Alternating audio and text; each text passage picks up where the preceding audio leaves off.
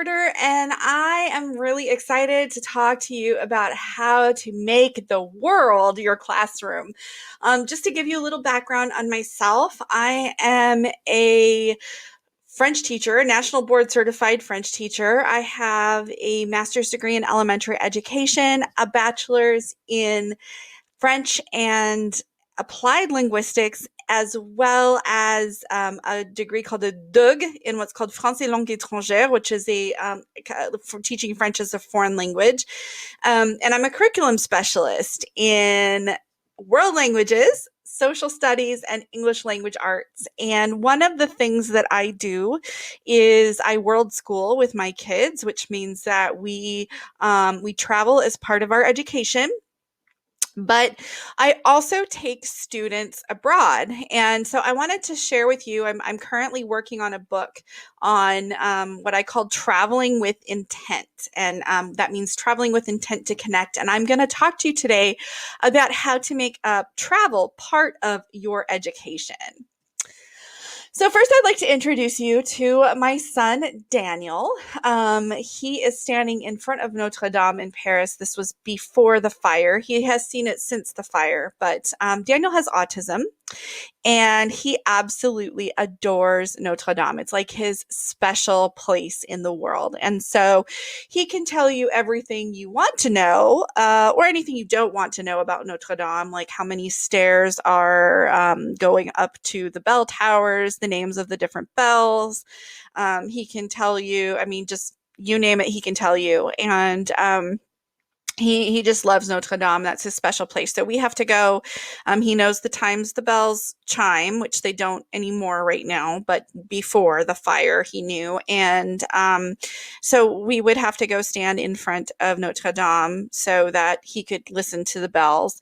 And whenever we were in Paris, and even if I was in Paris and he was not, I would have to FaceTime him at the time that the bells were going so he could hear them.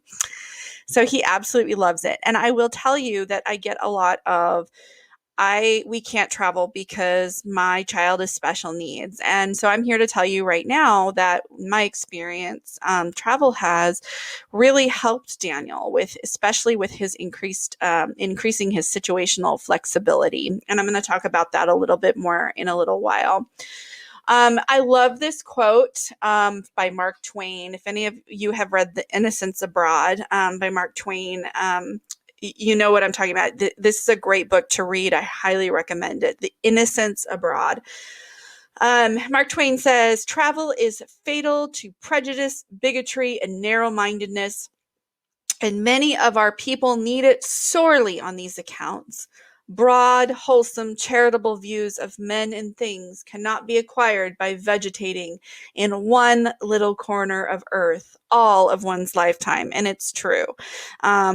When you travel, and I'm not talking about traveling just to see sights, get on a bus, get off a bus, or just to go and see the Eiffel Tower and the Leaning Tower of Pisa and Big Ben. I'm talking about really traveling with intent to connect with other people.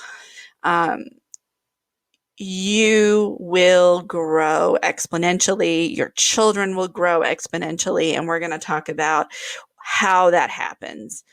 So let's talk about the overview of this. We're going to talk about what is traveling with intent. How do I define that? Some common travel myths, the power of travel, how to travel with the intent to connect, and preparing to travel with intent. And then I'm going to talk to you about a couple of our programs at Bon Voyage. So first of all, what is traveling with intent? This is how I define it. It means traveling to connect with other humans and cultures, potentially learn a language, gain life skills, and to step out of one's comfort zone.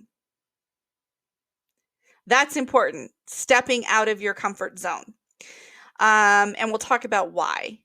When a person travels with intent, he or she experiences personal growth, empowerment, maturity, and the realization that he or she is part of a greater humanity. But growth doesn't happen by staying in your comfort zone. And you can travel and stay in your comfort zone. I'll give you some examples of that. But if you reject the food, ignore the customs, fear the religion, and avoid the people, you might better stay home. James Michener. When you travel, it's about embracing, really embracing. This is just a quote that I have. I love Le Petit Prince, The Little Prince, and it goes, On ne voit bien qu'avec le cœur, l'essentiel est invisible pour les yeux. It is only with the heart that one can see rightly. What is essential is invisible to the eye. And travel really gives you that piece of essential. When you travel with intent, you really delve deep into that essential. And you see with your heart. And this is where I get passionate because I love connecting with people and I love seeing with the heart. So let's talk about some myths first. Why people give excuses why not travel. The first is that it is expensive. So there is a quote that says, travel is the only thing you buy that makes you richer. Is wealth just about money? A lot of people think, I'm so wealthy, I have so much money. But wealth is about so much more. Wealth and being rich in your heart and in your spirit, that's what it's about. That's what travel gives you. And really, as far as money goes, I'm going to tell you a story. A couple years ago, I was speaking at a conference in Anaheim, California. I speak at this conference every single year, and I was speaking at this one particular conference in Anaheim, and my mom had been wanting to take the kids to Disneyland. Now, I 100% hate Disneyland. I really dislike Disneyland. I don't like the crowds. I don't like how expensive it is. The food is terrible. I say in the book that I'm working on right now that I would rather take my kids to see a real castle where real royalty lived rather than a Disney princess and her fake Prince Charming in a fake castle. So, I mean, I dislike Disneyland. I think that there are much better places, and Disneyland is expensive. So, I told my mom this, and she goes, "Oh yeah, I'm gonna come and take the kids, and we're gonna go down to Disneyland." And my husband was like, "Well, I haven't been to Disneyland since I was 3, so I want to go too." So I said, "Okay." So, Disneyland. So I had the hotel paid for by the conference, and so that was covered. My plane ticket was covered, and then the rest of their plane tickets we paid with, not including airfare and hotel. This was not including airfare and hotel. We paid close to 14 grand just for them to go to Disneyland. The tickets themselves to get into Disneyland were like 6 grand. I mean, seriously, it was insanely expensive, and you could go to Europe for a fraction of that. Airfares are, pretty inexpensive to go to Europe. It depends on what time of year, but if you are able to travel in the off season, even, I mean, we can talk about that in a little bit because I've got that as part of my as part of my tips. But just in general, I think there are such incredibly rich experiences to be had that are not, Disneyland. And there's, there are vacations where you go on a cruise, and I rail a lot on the cruise industry. I like a good cruise, but honestly, cruises are you get on with other Americans and you are getting off and doing excursions that are not integrating you with the people. And I've got a story about a cruise in a little bit that I'm going to tell you about. But these are things that, if you travel with intent, you are going to be so much richer in your spirit than anywhere else. Than it's money well spent because the experiences will last you forever, for your lifetime. So just so you know, I've got some tips for cheap airfare. So first of all, shop for your airfares on certain days. Mondays and Tuesdays are usually the best days to actually go on to the computer and shop for airfares. Now, there's also fly on certain days. Like, don't fly on a Friday or a Sunday. Usually a Tuesday, Wednesday, or Thursday. Those are the best days to fly. So shop for your airfares on a Monday or a Tuesday. Fly on a Tuesday, Wednesday, or Thursday. Get an airline credit card. Buy your groceries with it. It's great. Join the Air Miles programs and be loyal to one airline. It's worth it. Book your airfare on certain days. Again, Mondays and Tuesdays. Clear your cookies on your browser or get into an incognito window, because what'll happen is you'll be looking for a fare. You get distracted, like me. Like, I get distracted doing something else. Then I come back to it and it's gone up. So look in an incognito window or clear your cookies and be wary of the low-cost airlines. Now, let me tell you something. Normally, during normal times, I fly about 30 times a year, about twice a month. But I hate flying. I absolutely hate it. Like, I don't feel like that much metal should be in the air. Now, I know that there's physics and all of that, but I just don't feel safe. I don't like it. I don't like turbulence. I don't like any of that. For just my own purposes, I feel like those low-cost airlines, like, for safety, like, I would rather pay more and feel like I'm flying with an airline that actually, like, takes care of their planes properly. So I always fly with a major airline. There's one major airline that I fly with all the time without fail.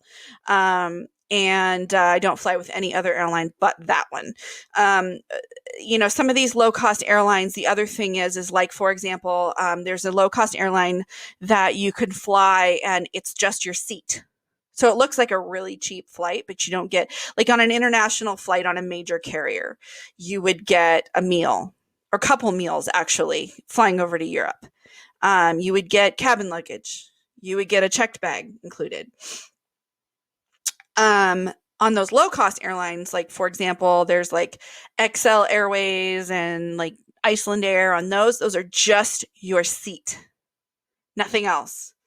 You have to pay for hand luggage. You have to pay to check bags. You have to pay for a meal.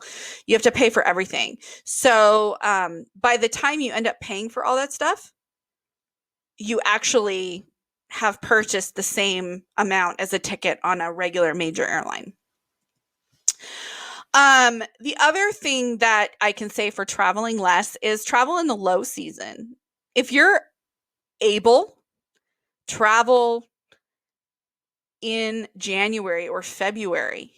Usually the low season is after Christmas until about mid-April in Europe. I think like September, October time period in Asia and like Southeast Asia. That's the off season there. Stay in a hostel instead of a hotel. There's a difference between youth hostel and hostel. Okay, so hostel is like bare bones. Youth hostels, like, you're staying in a dorm. It's like where students go to travel, like college students and stuff. But hostel is just a really bare bones budget hotel. You get a bed, a bathroom. Sometimes your bathroom might be in the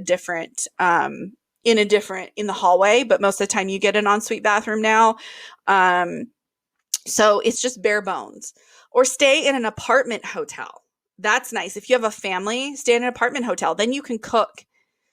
Don't stay in touristy areas either. use public transportation or walk. Major cities in Europe, and in Asia, they have excellent public transportation systems. Visit the grocery store and cook and picnic. Think about how linguistically and culturally rich the grocery store is. I think about this all the time. I'm a linguist and a language teacher, so I'm always like, ooh, the grocery store. I've taken students on field trips to the grocery store. I am not kidding. Like, think about it. Everything's labeled, right? And there's all sorts of new things to try. Like, I'll take my kids to the grocery store every time we visit a new country. I'll take my kids to the grocery store and say, pick something out that you want to eat. Pick something. And they pick it and they try something new. So that's awesome. Eat at restaurants outside the tourist areas. Ask locals where the good places to eat are. Don't go to the tourist areas because they're going to be more expensive and you're not going to get authentic food. Go to places outside. Myth number 2. This is the one I think that bothers me the most. My kids are too young. They won't remember it. Okay, so the argument was when my little Noah was like 2, I was told, oh, he's not going to remember going to Europe, but you should take him to Disneyland. Well, he's going to remember going to Disneyland? No. Mm-mm. They do remember it, but they remember it in different ways because it sticks with them. It helps them develop skills, and it helps them develop the prefrontal cortex of their brains. So your 6-month-old, it's true, may not remember traveling to, Russia at 6 months, but just hearing another language for a short period of time or having these sights and sounds and smells that are different, it helps develop the brain. And it's really, really important also to show young children how large and complex the world is, to show them a place outside of home. That's really super important. It gives them increased self-esteem, increased situational flexibility. It promotes empathy. It gives them positive social messaging. Children are learning from the time they are born. And in fact, studies have shown that babies' brains are developing in utero. So honestly, your kids are not too young to have these experiences. As a parent, is it harder to travel with young kids? Maybe. I traveled with young kids, and it's definitely harder it was definitely a little bit harder when they were younger, a little bit more chaotic. But my message to you is embrace that. Embrace it. Because the benefit to your children is incredible. And honestly, you don't have to start out with a huge European trip. You can start out small. Take them into nature. Do something that develops their brain. Something that develops the brain and doesn't overload it with sensory stuff. That's another thing I don't like about Disneyland. Man, I rail on Disneyland. Disneyland is very overstimulating. So, thinking about it in that sense, it's extremely overstimulating for an adult brain. Myth number 3, it is dangerous or scary. Okay, so there is a name for fear of travel. It's called hodophobia. And the real reason why people fear something is either they had a bad experience with it before, but even more, we fear what is different and what is unknown. We fear what is different and what is unknown. Think about that. What is fear? What is fear? There is an element of the unknown in it. So I'm going to tell you a story. A couple years ago, I was in Lyon, France. Actually, this was about a year and a half ago. And was something called the Gilets jaunes movement. And oftentimes what happens is we fear what we don't understand. And then we incite fear in others by projecting our fears and what we don't understand onto others. So these Gilets jaunes, they were protesting, and they were made out to be these completely dangerous people. Everywhere else in the world, in the United States, we were getting reports, and I don't listen to the American news a whole lot. I listen to the French news, Europeans. I listen to BBC. I listen to, even BBC. Sometimes I listen to France 24. I listen to NPR, which is the only American news I really listen to. But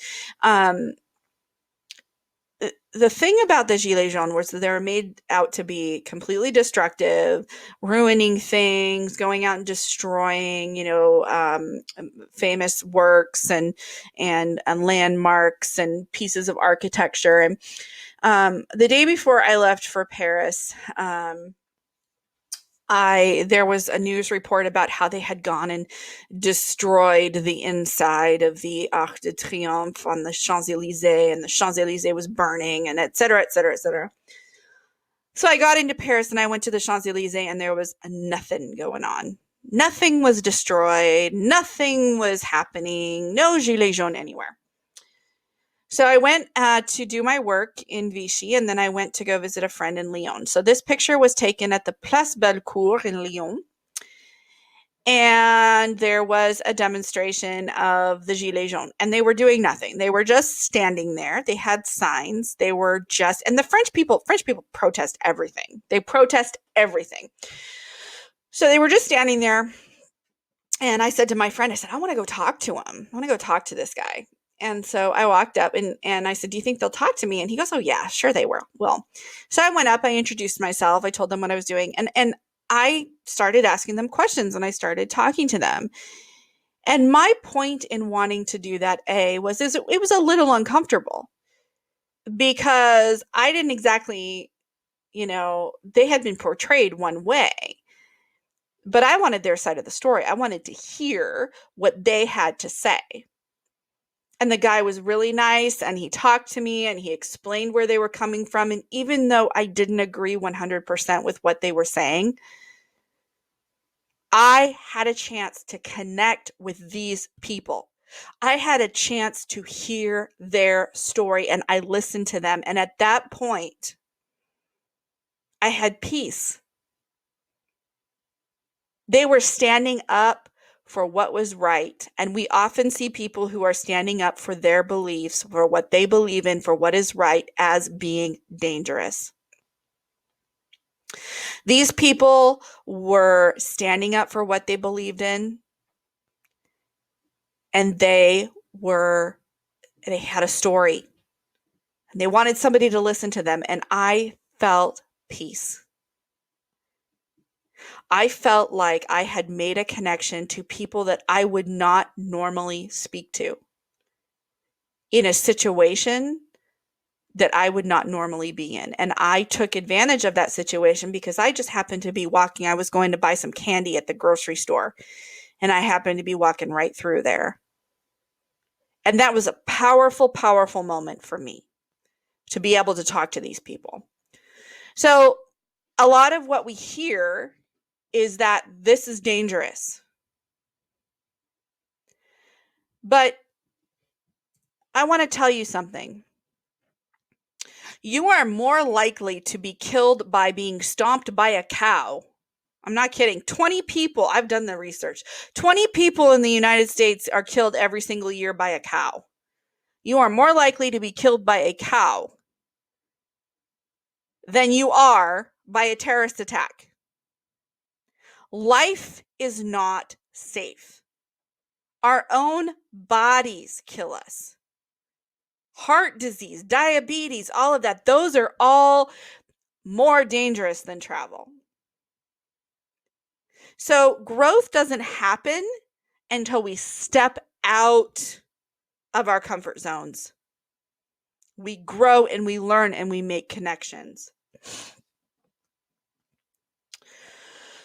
This is one of the most educational experiences that you could give to your children. It promotes personal growth and maturity in our youth.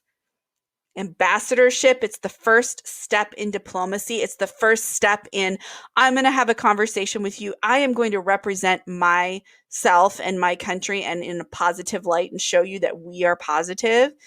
And I'm going to become friends with you and I'm going to understand you. And I'm going to go home and I'm going to say, I met somebody from X country who was amazing.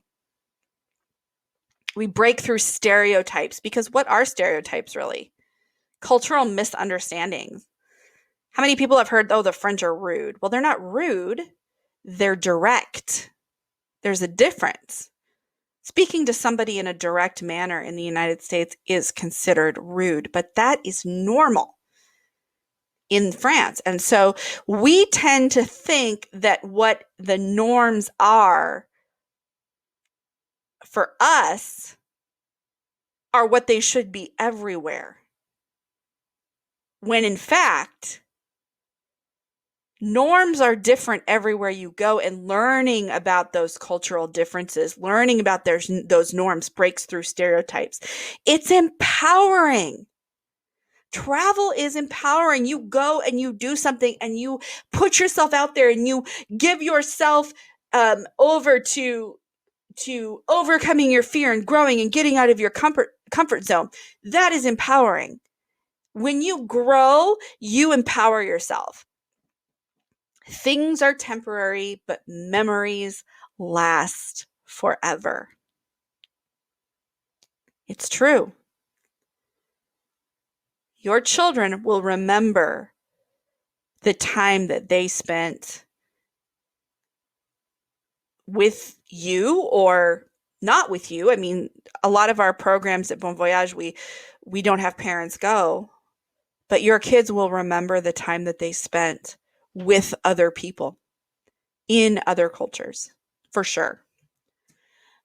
And I love to travel with young people. This is a group of students that I took to France 2 years ago. This is in that same area. No, this was 3 years ago. Wow. La Place Bellecour, in the same place where I met the Gilets jaunes. And I love to see a new place through the eyes of a youth.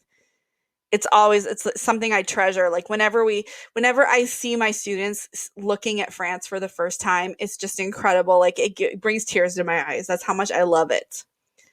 The amount of growth that I see in the 2 weeks when I take students abroad is just incredible. It's incredible. It's like they've grown, emotionally and in maturity by leaps and bounds, by years. And the friendships that they make with people from around the world, they are bonds that are made for life. There's lots of ways to prepare your family for travel. So say that you are not financially able to travel yet, or you just want to have some experiences first.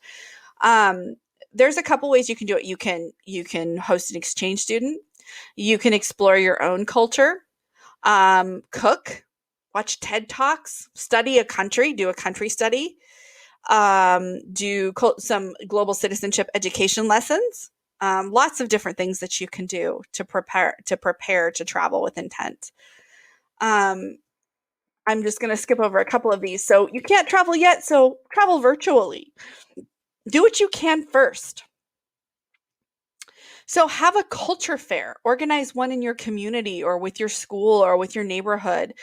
Cook foods, find a pen pal program, take lessons like language lessons, language classes, watch TED Talks, host an exchange student, give the gift of experiences, not things. Watch movies from other cultures, study art, create projects, read books with cultural messages. Research world issues like clean water, famine, different conflicts within cultures and countries. Get involved with organizations that welcome new immigrants, teach ESL, support asylum seekers. There are all sorts of things that you can do. Think outside the bubble. Visit a house of religion that is other than your own, like a mosque or a temple or a Christian church if you are Muslim or Jewish. Visit places of worship that are different from your own. Um, so these are some ways that you can get involved in your community and start learning about culture and travel virtually first. And there's a lot of cities that have virtual tours of online that you can visit.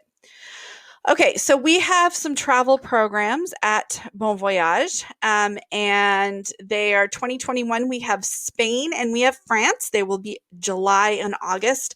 There are 2-week programs and 4-week programs. You can find these at www.bvwla.com and click on travel programs. Thank you so much for listening to my talk today. If you have any questions, please don't hesitate to reach out to me. Have a wonderful day.